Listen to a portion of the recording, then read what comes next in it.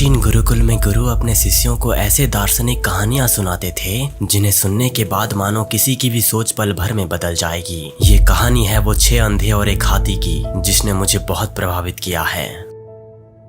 एक बार की बात है, 6 अंधे आदमी थे जिन्होंने हाथियों के बारे में सुना तो था, लेकिन उन्हें कभी महसूस नहीं किया था। एक दिन उन्हें बताया गया कि हाथी शहर में आए हैं और वो 6 अंधे आदमी ये खबर सुनकर बहुत उत्साहित हो गए थे कि वो जीवन में पहली बार किसी हाथी का अनुभव करेंगे। जैसे ही वो हाथी के पास पहुँचे, उन्होंने उसके अलग अलग हिस्सों को छूना शुरू कर दिया। पहले अंधे आदमी ने हाथी के सूंड को छुआ और कहा कि हाथी सांप की तरह होता है, ये बहुत लंबा और लचीला होता है। दूसरे अंधे आदमी ने हाथी के कान को छुआ और कहा कि नहीं, हाथी पंख की तरह होता है, ये सपाट और पतला होता है। तीसरे अंधे ने हाथी के पैर को छुआ और तर्क दिया, तुम दोनों गलत हो, अरे हाथी एक पेड़ के तने की तरह होता है, ये मोटा और मजबूत होता है। चौथे अंधे ने हाथी के बगल को छुआ और बोला कि हाथी दीवार की तरह होता है, ये बड़ा और मजबूत होता है। पांचवे अंधे ने हाथी के दांत को छूकर कहा कि नहीं, हाथी तो भाले की तरह होता है, ये नुकीला और बहुत नुकीला होता है। फिर छठे अंधे आदमी ने हाथी के पूंछ को छुआ और जोर देकर कहा कि तुम सब गलत समझ रहे हो, अरे हाथी तो रस्सी की तरह होता है, ये पतला और लचीला होता है।